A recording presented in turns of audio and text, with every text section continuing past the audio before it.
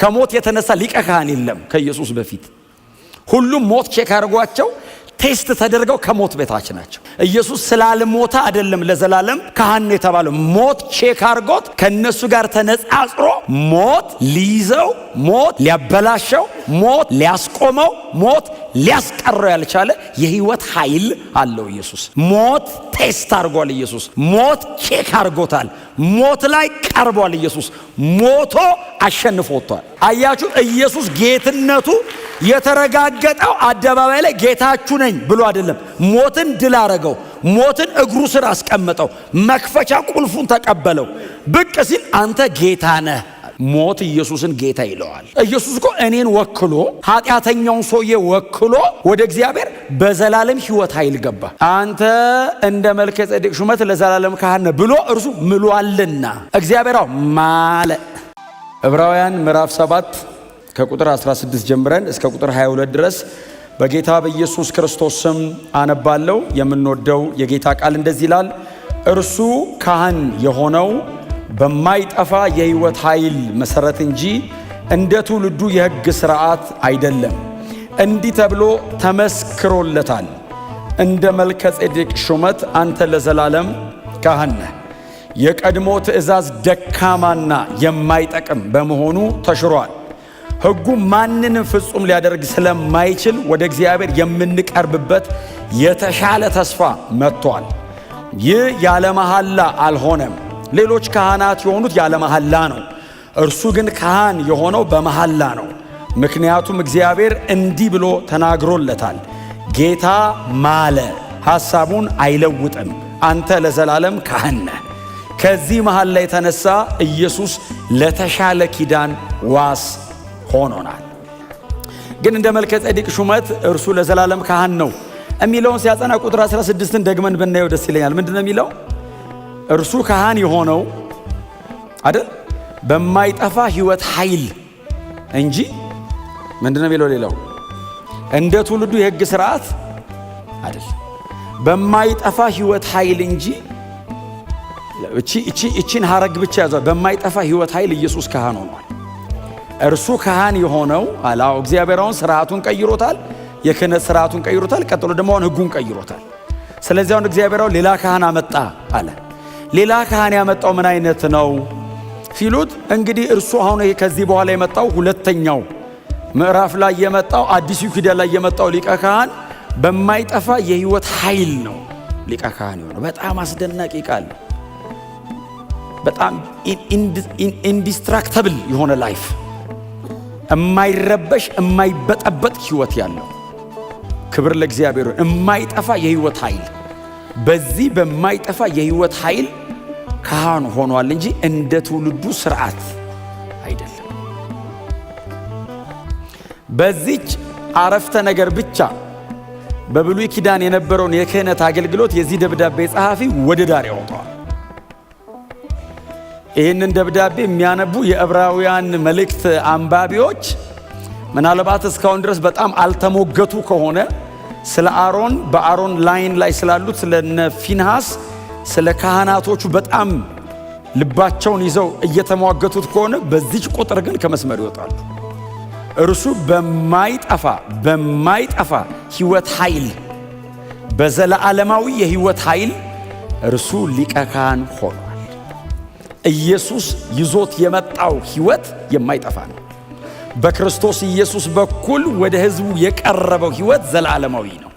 ይሄንን ሊያመጣ የቻለ አልነበረም። ከኢየሱስ ወዲያም ይሄንን ይዞ ሊመጣ የሚችል የለም። ኢየሱስ ብቻ ይዞት መጥቷል። የክህነት ሥርዓትና አገልግሎቱ በክርስቶስ ኢየሱስ በኩል ፉልፊል ሆኗል። ክብር ለዘላለም ለስሙ ይሁን እና በማይጠፋ የህይወት ኃይል በዚህ መሰረት ኢየሱስ ሊቀ ካህን ነው። ኢተርናል ጌታ ኢየሱስ ክርስቶስ ሞትን ቀምሷል። ይህንን ህይወት ለመበጥበጥ፣ ይህንን ህይወት ለማስቆም ሞት መጥቶ ያውቃል። ጌታችን ኢየሱስ ክርስቶስ ያልሞተ አይደለም፣ ከሞት የተነሳ ነው። የማይጠፋው የህይወት ኃይል የተባለው ሞትን ድል አድርጎ ስለተነሳ ነው። ሞት ቼክ አድርጎታል። እንደ ቀደሙት ካህናት ሁሉ ሞት ቼክ አድርጎታል ኢየሱስን። ሌሎቹ ሊቀ ካህናቶች በሙሉ በዓመት አንዴ ዮም ኪፖር ላይ ሁልጊዜ የእንስሳ ደም ይዘው ይገባሉ። በየዓመቱ ያደርጉታል። ሞት መቶ ቼክ ሲያደርጋቸው ግን ሞትን መሻገር አይችሉም። ሞት ይመጣል፣ ይሞታሉ፣ ይቀራሉ። ሪታየር ስለሚያደርጉ ሌላ ግዴታ ይመጣል። ከሞት የተነሳ ሊቀ ካህን የለም ከኢየሱስ በፊት። ሁሉም ሞት ቼክ አድርጓቸው ቴስት ተደርገው ከሞት በታች ናቸው። ዴዝ ፕሩፍ አይደሉም። መከላከል አይችሉም ሞትን። ስለ ጌታ ስለ ኢየሱስ ክርስቶስ ሲናገር በማይጠፋ ሕይወት ኃይል ይሏል። እስቲ አሜን በሉ። ሞት ቼክ አድርጎታል ኢየሱስን። ቼክ ያልተደረገ አይደለም። ኢየሱስ ስላልሞተ አይደለም ለዘላለም ካህን የተባለው። ሞት ቼክ አድርጎት ከነሱ ጋር ተነጻጽሮ ሞት ሊይዘው፣ ሞት ሊያበላሸው፣ ሞት ሊያስቆመው፣ ሞት ሊያስቀረው ያልቻለ የሕይወት ኃይል አለው ኢየሱስ። በዚህ የሕይወት ኃይል እርሱ ለዘላለም ካህን ነው። በጣም ብዙ የመጽሐፍ ቅዱስ ጥቅሶች ልናነሳ እንችላለን። የኢየሱስ መሞትን፣ የኢየሱስ መነሳትንና ለዘላለም ሕያው መሆኑን የሚናገሩ እንደ ዮሐንስ ራእይ ምዕራፍ 1 ቁጥር 18 መሰረት ሞቼ ነበር። ሞት ቴስት አድርጓል ኢየሱስ። ሞት ቼክ አድርጎታል። ሞት ላይ ቀርቧል ኢየሱስ። ሞቶ አሸንፎ ወጥቷል። በሞት ቼክ ተደርጎ ድል አድርጎታል። ሞቼ ነበር አለ። ማንም ሊቀ ካህን በጣም ብርቱ ናቸው። በእውነት የብሉይ ኪዳን ካህናት እጅግ በጣም ጠንቃቃ ናቸው። በዓመት አንዴ ሲገቡ ሳይቀሰፉ መውጣታቸው ራሱ የሚገርም ነው። አስደናቂ ናቸው። ኢየሱስ አጠገብ ግን መቆም አይቻልም። ከኢየሱስ ጋር ግን ለንጽጽር መቅረብ አይቻልም። ኢየሱስ ንጹሕና ጻድቅ ብቻ አይደለም፣ የንጽሕናው መጠን የማይሞት የሕይወት ኃይል ሁሉ ተሸክሞበታል። ኢተርናል ነው ኢየሱስ። ስላልተፈተሸ አይደለም፣ በባዶ አይደለም። ዘላለማዊ የምንለው ሞቶ ተነስቶ ነው። ጌታ ነው ያልነው እኮ የተነሳ ቀን ነው። ጌታ ሆይ ብሎት ያውቃሉ እኮ እስኪሞት። ኦፍኮርስ ጌታ ነው። ማይ ሎርድ ኩሪዮስ ብሎታል። ሞቶ ጌታዬ ብላለች እኮ ማርያም። ጌታዬን አይተዋል ብላለች እኮ ተቀብሮ። በጣም ግዙፉ አዋጅ የታወጀው ከሞት የተነሳ ቀን። ከሞት ሲነሳ ኢየሱስ ጌታ ነው። ለምን? የቀረ ሁሉንም ጌቶች እየያዘ የሚቀብር ጌቶች ላይ የተቀመጠ ገዣችሁ ነኝ ያለ ሞት አለ። ኢየሱስ ሞትን ገንጥሎት ወጣ። ጌታ ነህ። አያችሁ፣ ኢየሱስ ጌትነቱ የተረጋገጠው አደባባይ ላይ ጌታችሁ ነኝ ብሎ አይደለም። ሞትን ድል አረገው። ሞትን እግሩ ስር አስቀመጠው። መክፈቻ ቁልፉን ተቀበለው። ብቅ ሲል አንተ ጌታ ነህ። ሞት ኢየሱስን ጌታ ይለዋል። ማንንም ጌታ አይልም ሞት። በዘላለም ሕይወት ኃይል ኢየሱስ ለዘላለም ካህናችን። ኢየሱስ ጌታ። የብሉይ ኪዳን ካህናት እናንተ በጣም ጊዜ ስታገኙ እንድታነቡት ልስጣችሁ አንዳንድ የመጽሐፍ ቅዱስ ክፍል። ለምሳሌ ዘሌዋውያን ምዕራፍ 21ን ምዕራፍ 8ን ሙሉን እንድታነቡት። ሰዎቹ አፖይንት ሲደረጉ እግዚአብሔር ሲለያቸው ብሉይ ኪዳን ቢሆን እኮ በጣም ብዙዎቻችን አንገባ። ካህናኑንም እኮ የካህን አመራረጥ እኔ አንዳንዱን በእውነታውን እዚህ ጋር ቆሜ አላወራው። ምዕራፍ 21 እናንተ አንብቡት። እንደዚህ ያለበት ካህን እንዳይሆን አይደለም ያለው እግዚአብሔር፣ ወደ እኔ እንዳይመጣ አለ። ባይዘዌ ከሌላ ወገን ከይሁዳ ከምናምን እንዳይመጣ ከሌዊ ወገን ሆኖ እንደዚህ አይነት ሰው እንዳይመጣ አጠገብ ያለ ብሉይ ኪዳን አሕዛብ እንዳይመስልህ ከአይሁዳውያን መካከል ከሌዋውያን እንኳን የማይወክለው አለ፣ የማይጠቀልለው አለ። ብሉይ ኪዳን ኢየሱስ መጥቶ ነው ሕጉንም ስርዓቱንም የቀየረው። ማንም በክርስቶስ ካመነ ይምጣ አለ እግዚአብሔር አዲስ ኪዳን ላይ። ባይዘዌ አሁን ሰውነቱ ላይ ጉዳት ያለበት ብቻ እኮ አይደለም የሚለው። አንዳንድ የሚጠቅሳቸው የህመም አይነቶች አሉ። እንደዚህ አይነት ህመም የታመመ እንዳይመጣ ይላል። እንዴ ኦብቪየስሊ ሊያመን ይችላል። እንዳመጣ ይላል እሱ ከታመምክ። ብሉይ ኪዳን እኮ አይወክለንም፣ አያስገባንም፣ አያቀርበንም። ኢየሱስ መጣ። አሞኛል ስትሎ ፈውሶ ያስገባ። የእግዚአብሔር ጽድቅ ጎሎ እንዳይመስልህ ኢየሱስ ብቃቱ ሆኖ ነው። የብሉይ ኪዳንና የአዲስ ኪዳን የሚባል እግዚአብሔር የለም። አቀራረብ ነው የቀየረው። እግዚአብሔር ድሮም ንጹህ ነው፣ ዘንድሮም ንጹህ ነው። ድሮም ቅዱስ ነው፣ ዘንድሮም ቅዱስ ነው። ሕጉ ምንድነው የጠቀመን? ስታንዳርድ አሳየን። ሕጉ ሊያበቃኝ አልቻለም እንጂ ስታንዳርድ እኮ አሳየኝ። እንደዚህ አይነት ካልሆንክ አትመጣም ብሎ አልኩኝ ቆሜ። ይሄ ነው ስታንዳርዱ። ኳሊፋይ ለማድረግ ስታገል እድሜ ያልቃል። አላረገውም። ኢየሱስ መጣና ኳሊፋይድ ነህ አለኝ። ያውላችሁ ሆኜ አይደለም ሆኖ ነው። ሆኖ የኔ ቆጠርልህ አለኝ። እንዴት ነው? እመነኝ፣ ዝም ብለህ እመነኝ። ሰርተህልኛል ብለህ እመን። ሰርተህልኛል ስለው ኢየሱስ እንዳይመስል አብ ተቀበለኝ። ኢየሱስ እኮ አይደል አብ ልጆች አለ። ከኢየሱስ ጀርባ አብረን የገባ ነው። ለዘላለም ነው የገባ ነው። የሆነ ቀን አንወጣም። እግዚአብሔር የሆነ ቀን በቀውጡ አይልም። ለዘላለም ኢየሱስ በማይጠፋ ሕይወት ኃይል ሊቀ ካህናችን። የብሉይ ኪዳኑ ለምን መሰለ? የሆነ ዘመን ላይ ሰውየው ያረጀ ቀን ጉድ ነው። ሰውየው ያረጀ ቀን ጉድ ነው። ስጋት ይዛል። ማን ይተካዋል? አሁን ማን ደም ይዞልን የሚገባው? አሁን እንደዚህ አይነት ሰው ይመጣል። ኢየሱስስ ለዘላለም ስጋት የለብኝም። አሁን እንደው አልልም፣ አልቋል። እስከ መቼ? እስከ መጨረሻ። የቀድሞ ትእዛዝ የቀድሞ የተባለው አዲስ ስለመጣበት ነው። ያኛው የቀድሞ የተባለው ከኋላ መጣ፣ ሌላ መጣ። በክርስቶስ ኢየሱስ በኩል ሌላ መጣ። የቀድሞ ትእዛዝ ደካማና የማይጠቅም አይደለም። ደካማና የማይጠቅም የተባለው ለምንድን ነው? እኔን በእግዚአብሔር ፊት ማብቃት ስላልቻለ ነው። ሕጉ ደካማ አይደለም። ባለፈው ተናግሬያለሁ። ሕጉ ንጹህ ነው፣ ትእዛዙ ቅዱስ ነው፣ በጣም ጻድቅ ነው። ሕግ ከእግዚአብሔር ባህሪ የተቀዳ ነው። ባይዘወይ እግዚአብሔር እኛን አይቶ አይደለም ሕግ ድራይቭ ያደረገው። ሕግን ከራሱ ነው የወሰደው። እንዲህ አታርግ ሲል የእግዚአብሔር ስታንዳርድ ነው። ያ ትመጥኗል አትመጥኑም ሌላ ነገር ነው። እግዚአብሔር ግን ሰው እኔ ጋር የሚመጣ ከሆነ በዚህ መንገድ ነው የሚመጣው አለ። እንደዚህ አይነት ብቻ ነው የሚመጣው አለ። ለዛ ከሆነ ዳዊት ሲዘምር ምንድነው ያለው? ወደ እግዚአብሔር ተራራ ማን ይወጣል አለ። ማንም ነው መልሱ። ለምን? ያንን የሚያሟላ ስለሌለ። ሕጉን ወይንም የቀደመውን ትእዛዝ ደካማና የማይጠቅም ነው የተባለው እግዚአብሔር የሰጠበትን ዓላማ መፈጸም ስላልቻለ ነው። እግዚአብሔር ሕጉን የሰጠው ራሱን ለማስደሰት አይደለም፣ እኔን ገንዘቡ ለማድረግ ነው። ባህሪውን እኮ እግዚአብሔር ባይናገርም ለዘላለም ባህሪው እኮ ገንዘቡ ነው። ራሱን የገለጠው ለምንድን ነው? እግዚአብሔር እኔን ወደ ራሱ እኮ ለማቅረብ ነው። ሕጉ የተሰጠበት ዓላማ ሰዎችን ወደ እግዚአብሔር ለማምጣት ነው። አልቻለም። ስለዚህ መጣና እንደዚህ አለ፣ የማይጠቅም ነው፣ ቀጥሎ ደካማ ነው። አንተን ካላዳነልኝ እኔማ ለዘላለም እኖራለሁ በዚህ ባህሪ። አንተን እኔ ጋር ካላመጣ ግን ደካማ ነው። አየህ፣ ለዛ ነው ሮሜ 8 ላይ ምዕራፍ 8 ቁጥር 3 አካባቢ ላይ ላስት ዊክም ተናግሬዋለሁ ይመስለኛል።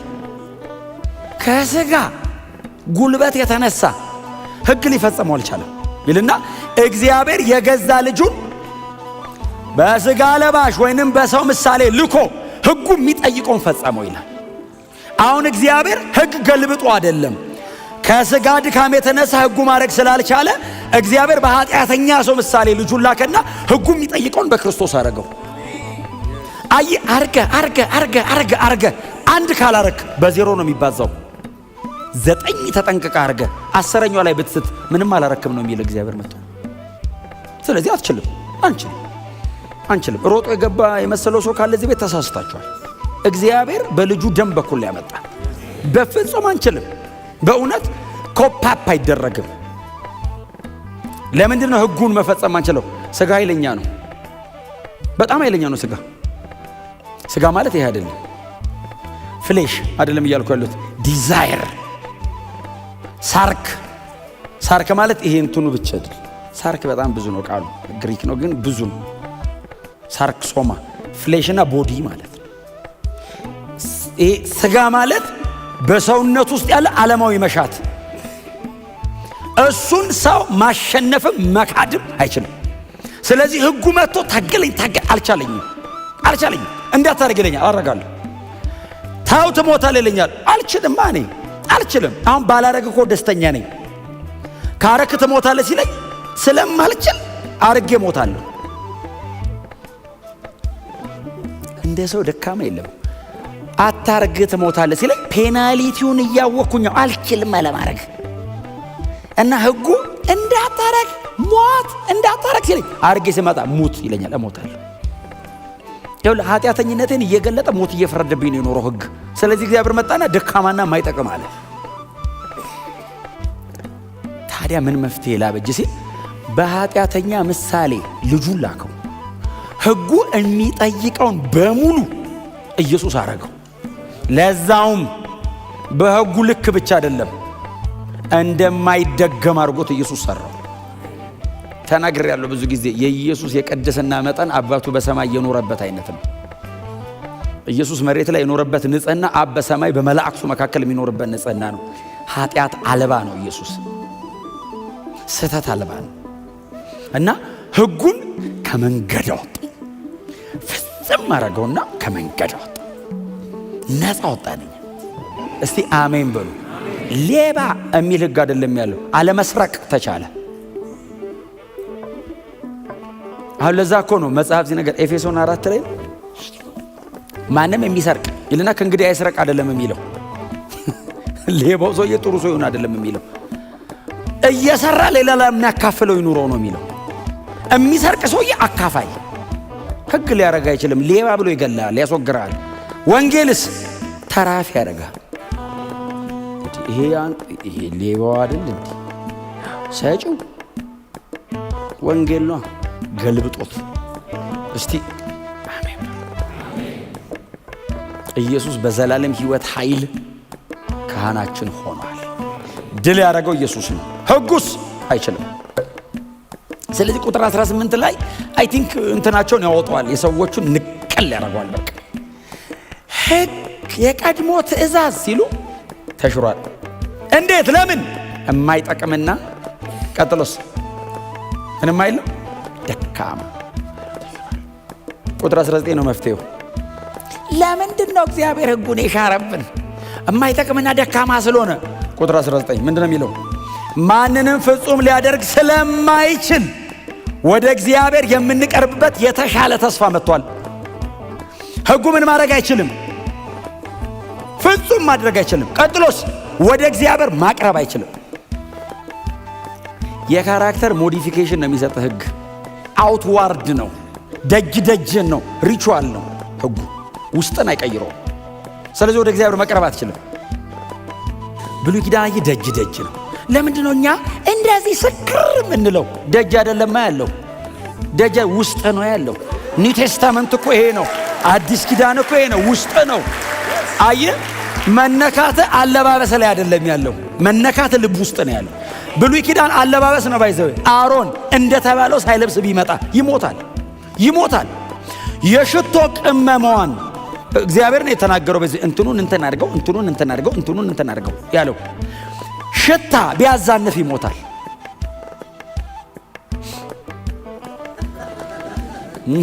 ምንድነው የሚሸተው? ይሄ ሰውዬ ጠብ ነው የሚለው፣ አይወጣትም። በገመድ ነው የሚወጡት፣ የሚገባ የለም ውስጥ። እግዚአብሔር ራሱ እኮ ነው አየውና የማይጠቅም ነው አለ፣ ደካማ ነው አለ ይሄ ነገር። እና ሰው እንዲያስታርቀኝ ሰው ለማምጣት ብዬ እያለቁ ነው አለ።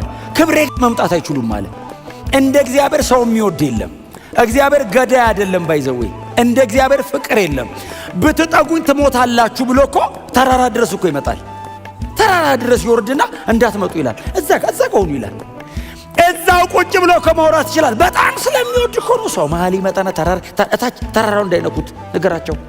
ከነኩት ይሞቱብኛል። አዎ እንዳይነኩ እንዳንሞትበት እኮ ነው ብሎ መጠጋት ፈለግ። እንዴት ይጨብጠን፣ እንዴት ይቀፈን፣ እንዴት ጉያ ውስጥ ያስገባን፣ እንዴት ለዘላለም ያኑረን። አልቻልኩም ማለት ከዛ አየህ ህግ ሰጠ፣ አልቻለም። ካህናት መሃል ገቡ፣ ደካማ ናቸው፣ የኛው አይነት ናቸው። እኛን ወክለው ነው የሚገቡት፣ ግን የኛው አይነት ናቸው። እግዚአብሔር እንደዚህ ያለ ለዘላለም ልፍታው ይሄን ጉዳይ አለ። በቃ ስለዚህ መጨከን አለብኝ፣ ልጄን ነው መልከዋል፣ መጨከን አለብኝ አለ። በጣም ያስከፍለኛል አለ። አዎ አንድ ልጄን ነው የሚያስከፍለኝ። በቃ ልጨክን። ሰው እየሞተ አይቻልም። ለዛ ነው አዲስ ኪዳን ላይ ሰው ሁሉ ሊድኑ በሚወድ በእግዚአብሔር ተብሎ ተጽፏል። ሁሉ ሊድኑ በሚወድ በእግዚአብሔር። አይ ይሄ የእግዚአብሔር ዘላለማዊ ልብ ነው። ሁሉ ይዳን የሚል የእግዚአብሔር ልብ ነው። ሰው ክፉ ስለሆነ ነው እምቢ የሚለው እንጂ እግዚአብሔር ቋንቋ፣ ዘር፣ ቀለም፣ ስታተስ አይመርጥም። ሁሉ ሊድኑ በሚወድ ስለዚህ ሁሉንም ማድንበት አለና ኢየሱስን ላከ። ኢየሱስን ሲልከው በዘላለም ሕይወት ኃይል ነው የላከው። ሪታየር እንዳያረግ እንዳይቆም ሞቶ እንዳይቀር የሆነ ቀን ብቻ እንዲሆን ለዘላለም እንደሚሆን አድርጎ ላከው። እስቲ አሜን በሏ። በዘላለም ሕይወት ኃይል። ስለዚህ እንደ ትውልዱ ስርዓት አይደለም ማለት የሆነ ስርዓት አለ የተለመደ ድግግሞሽ፣ እንደዛ አይደለም። እግዚአብሔር ሰበረው፣ ከመንገድ አስወጣው፣ አስቆመው። በቃ አለ። ይሄ ስርዓት በቃዋል፣ ዝጋው አለ። ኢየሱስ መስቀል ላይ ዘጋው፣ ጥርቅም አረገው፣ ሌላ ከፈተ። ዘላለማዊ ነው። ሞትን ታሪክ አረገው ኢየሱስ። አሁን እኮ እኛ እኮ አንዳንዴ እኮ በእውነት ነው የምላችሁ እኮ እውቀቱ እንትን መረዳቱ ነው እንጂ ተሸገር ነው እኮ። አሁን እኮ ሞት የምትፈሩ ሲባል አሁን ሞት የምትፈሩ ካለው ሰው በቀር በሙሉ ነው። ሞት የምትፈሩ አሁን ተነሱ ቢባል በሙሉ ነው እንዴ። እኛ እኮ ከገባን እኮ ኢየሱስ ሞትን አሸንፎታል። አሁን ሞት ለኔ ጥቅም ነው የሚሰራው። ሞት ለኔ ጥቅም እንዲሰራ ያደረገው ኢየሱስ ሞቶ እኮ ነው። አሁን የዘላለም ሕይወት ኃይል ኖሮት እርሱ በእግዚአብሔር ፊት ካህን ሆኗል ስል ይሄ ዋስትና ለኔ ነው። በዘላለም ሕይወት ኃይል ካህን ነው። ክህነት ሲጀመር እኔን ወክሎ ነው ለእግዚአብሔር የቀረበው። እግዚአብሔርን ወክሎ አይደለም እኔ ጋር እኮ የመጣው። ክህነት እኮ ካህን እኮ ሕዝብ ወክሎ ወደ እግዚአብሔር የሚገባ ነው። ኢየሱስ እኮ እኔን ወክሎ ኃጢአተኛውን ሰውዬ ወክሎ ወደ እግዚአብሔር በዘላለም ሕይወት ኃይል ገባ። እግዚአብሔር እንደዚህ ያለ ለዘላለም ሰውን እቀበለዋለሁ አለ። ያኛውስ አይችልም፣ አስወጣው። ወደ እግዚአብሔር ሊያቀርበን ስላልቻለ ወደ እግዚአብሔር የምንቀርብበት የተሻለ አይደለም የሚለው ተስፋ መጣ። ቁጥር 20 ላንብብላችሁና ምንድነው የሚለው? ቁጥር 20 ይህ ያለ መሐላ አልሆነም። ሌሎች ካህናት የሆኑት ያለ መሐላ ነው። ብሉይ ኪዳን ካህናት ሲሆኑ እግዚአብሔር ምሉ አይደለም ካህን የሚያደርግ። የአሮን ላይን ውስጥ ካለ ትሆናለህ። የተመረጠ መስመር አለ። እዛ መስመር ውስጥ ቆንክ ነህ። ስለ ኢየሱስ ሲናገር ግን እስቲል ይሄ ሰውዬ መዝሙር 110 ቁጥር 4 ላይ ነው ያለው። አንተ እንደ መልከ ጼዴቅ ሹመት ለዘላለም ካህን ነህ ብሎ እርሱ ምሏልና። እግዚአብሔር ማለ። ማን ማለው? እግዚአብሔር ነው ማለው። ሊቀ ካህኑ አይደለም የማለው፣ ተቀባዩ ማለ። ካህኑን አመጣውና ለዘላለም ብሎ ማለ። እግዚአብሔር ማለ። መሐላው አይለወጥም። እግዚአብሔር የማለው ለዘላለም ብሎ ማለ። እግዚአብሔር አይምልም። እግዚአብሔር ሲምል በማን ነው የሚምለው? በራሱ። ለዘላለም ብቁ ነው። ለዘላለም በቂ ነው። ከኢየሱስ ውጪ ማንም ወደ እግዚአብሔር ላይ ደርሰን አይችልም።